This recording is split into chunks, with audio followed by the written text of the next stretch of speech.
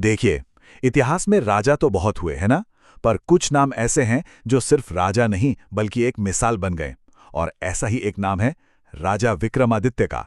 उनकी कहानी वो सिर्फ राजपाट की कहानी नहीं है, ये तो न्याय, हिम्मत और त्याग की एक एक अद्भुत दास्तान है। तो चलिए, आज हम लोग सिंहासन बत्तीसी की इसी रहस्यमयी दुनिया में चलते हैं और पता लगाते हैं कि आखिर वो क्या बात है जो किसी राजा को महान बनाती है। तो कहानी आगे बढ़ती है सदियों बाद। जगह वही है, विक्रमादित्य की नगरी उज्जैन। पर अब यहाँ एक और महान राजा का राज है, राजा भोज। और राजा भोज भी मतलब कोई कम नहीं थे, बहुत गुणी, बहुत न्यायप्रिय। पर उन्हें क्या मालूम था कि उनके ही राज में एक बिल्कुल साधारण से खेत में एक ऐसा राज दबा हुआ है जो खुद उन्हें विक्रमादित्य की महानता की कसौटी पर तौलने वाला था। तो इस पूरी कहानी की जो शुरुआत है वो होती है एक बड़े ही अजीब, एक रहस्यमयी टीले से। अब ये सुनने में तो बस एक मिट्टी का ढेर लगता है ना? पर नहीं, ये एक ऐसी जगह थी जहां हर रोज एक चमत्कार हो रहा था। और ये चमत्कार कुछ ऐसा था जो बहुत जल्द राजा का ध्यान अपनी तरफ खींचने वाला था। हुआ ये कि राजा भोज के जो दूत थे, उन्होंने एक बड़ी हैरान कर देने वाली चीज देखी। वहां एक चरवाहा था, बिल्कुल आम सा, जो ज्यादातर चुप ही रहता था।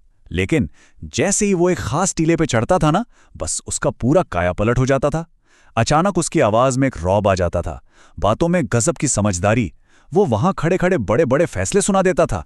अरे इतना ही नहीं, राजा भोज की भी आलोचना करने से नहीं चूकता था। और सबसे अजीब बात, जैसे ही वो उस टीले से नीचे उतरता, वो फिर से वही पहले जैसा डरा सहमा मामूली सा चरवाहा बन जाता था। अब ये बात जब बार बार होने लगी तो रहस्य इतना गहरा गया कि खुद राजा भोज को वहां आना पड़ा। और जब उन्होंने अपनी आंखों से ये सब देखा तो वो फौरन समझ गए। उन्हें पता चल गया कि ये कोई दैवीय शक्ति का खेल जरूर है, पर यह शक्ति उस चरवाहे में नहीं है। नहीं, ये शक्ति तो उस जमीन में है, उस रहस्यमयी टीले के अंदर है। तो अब सबसे बड़ा सवाल यही था कि आखिर उस टीले के नीचे ऐसा क्या है। और बस यहीं से हमारी कहानी का दूसरा हिस्सा शुरू होता है, एक ऐसी खोज जिसमें धरती के नीचे दबा सदियों पुराना एक राज बाहर आने वाला था।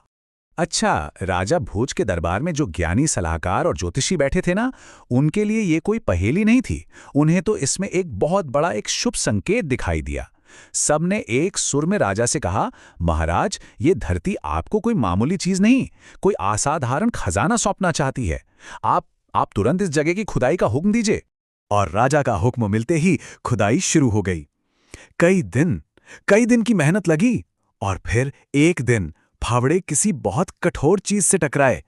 धीरे धीरे जब मिट्टी हटाई गई तो वहां मौजूद हर किसी की आंखें मतलब चौंधिया गईं। जमीन के अंदर से एक सिंहासन निकल रहा था, एक ऐसा अद्भुत सिंहासन जो सोने और कीमती रत्नों से जड़ा था। उसकी चमक, उसकी भव्यता ऐसी थी जो किसी ने आज तक नहीं देखी थी। ये सिर्फ कोई राजगद्दी नहीं थी। नहीं, ये तो इतिहास का वो खोया हुआ पन्ना था जिसे दुनिया सिंहासन बत्तीसी के नाम से जानती है। सिंहासन बत्तीसी यानी 32 पुतलियों वाला सिंहासन। और ये पुतलियां कोई सजावट नहीं थी, ये तो इसकी दिव्य रक्षक थीं। और सबसे बड़ी बात, ये सिंहासन किसी और का नहीं बल्कि खुद महान राजा विक्रमादित्य का था। तो सिंहासन तो मिल गया, ठीक है, पर एक बहुत बड़ा सवाल था। क्या राजा भोज उस पर बैठने के काबिल थे? क्या वो उसके योग्य थे? और बस यहीं से कहानी एक बहुत ही दिलचस्प मोड़ लेती है, जहां राजा भोज का सामना होना था सिंहासन की उन 32 रक्षक शक्तियों से। खैर, एक शुभ दिन तय किया गया, एक बहुत बड़ा समारोह रखा गया। चारों तरफ बस जश्न का माहौल था। देश विदेश से बड़े बड़े राजा महाराजा, विद्वान सब इस ऐतिहासिक पल को देखने आए थे। और फिर पूरे मान सम्मान और गर्व के साथ राजा भोज उस दिव्य सिंहासन की तरफ बढ़े। लेकिन जैसे ही राजा भोज ने अपना हाथ आगे बढ़ाया उस सिंहासन को छूने के लिए, एक ऐसी घटना घटी जिसकी किसी ने कल्पना भी नहीं की थी। वो पत्थर की बेजान मूर्तियां, वो 32 पुतलियां अचानक जिंदा हो गईं और उन सब का एक साथ जोर से हंसना, वो ठहाका पूरी सभा में गूंज गया। और फिर हर तरफ एक खौफनाक सन्नाटा छा गया। तभी पहली पुतली, जिसका नाम रत्न मंजरी था, वो अपने आसन से उतरी और सीधा राजा के सामने आकर खड़ी हो गई। उसकी आवाज में एक दैवीय रौब था। उसने राजा भोज को रोकते हुए कहा, रुकिए राजा, ये कोई आम राज सिंहासन नहीं है। इस पर बैठने का हक सिर्फ उसे है जिसमें विक्रमादित्य जैसे गुण हों। और ये तो बस शुरुआत थी। राजा भोज को अब 1 या 2 नहीं बल्कि पूरी 32 परीक्षाओं से गुजरना था। हर एक पुतली के सामने उन्हें साबित करना था कि वो इस सिंहासन के काबिल हैं। यहाँ एक बहुत जरूरी फर्क समझना होगा। देखिए, राजा भोज एक बहुत अच्छे शासक थे, इसमें तो कोई दो राय नहीं है।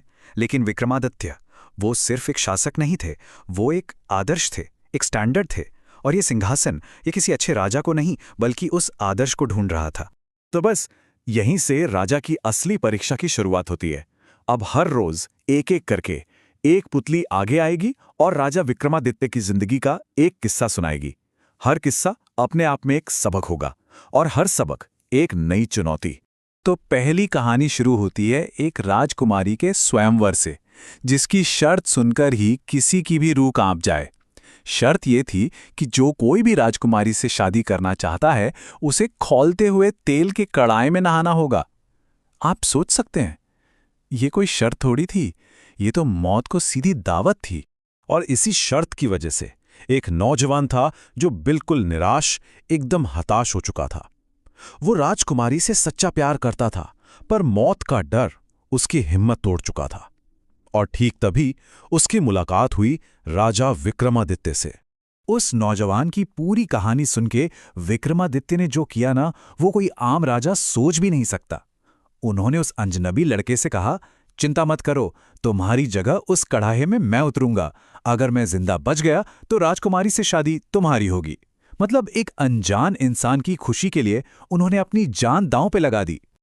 और वो सिर्फ बोले नहीं, उन्होंने अपना वचन निभाया। सबकी आंखों के सामने राजा विक्रमादित्य उस खौलते हुए तेल के कढ़ाई में उतर गए। पूरे दरबार में सन्नाटा पसर गया। सबने मान लिया कि बस अब सब खत्म। लेकिन अगले ही पल एक चमत्कार हुआ। राजा बिना एक खरोच के उस कढ़ाई से बाहर आ गए और इस तरह उन्होंने उस नौजवान का भविष्य बचा लिया।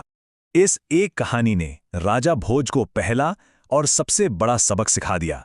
ये सिंहासन सिर्फ राजकाज नहीं मांगता, ये तो कुछ और ही मांगता है।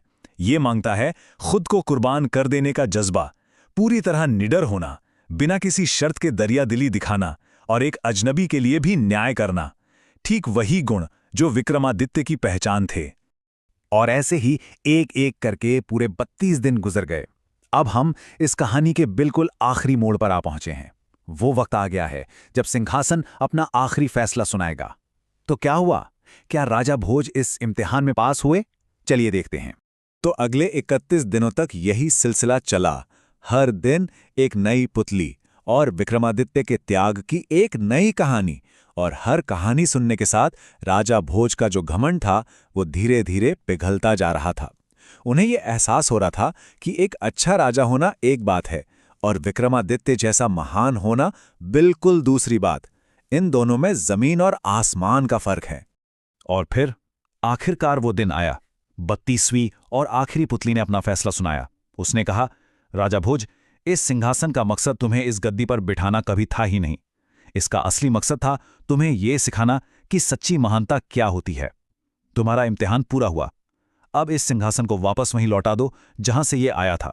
तो सिंहासन 32 की ये जो कहानी है, ये आज भी हम सब के लिए एक बहुत बड़ा सवाल छोड़ जाती है। किसी भी लीडर को असल में महान क्या बनाता है? उसका राजपाट, उसका खजाना, या फिर विक्रमादित्य वाले गुण जैसे कि न्याय, त्याग और बिना किसी स्वार्थ के सेवा? इसका जवाब हमें इतिहास बार बार देता आया है।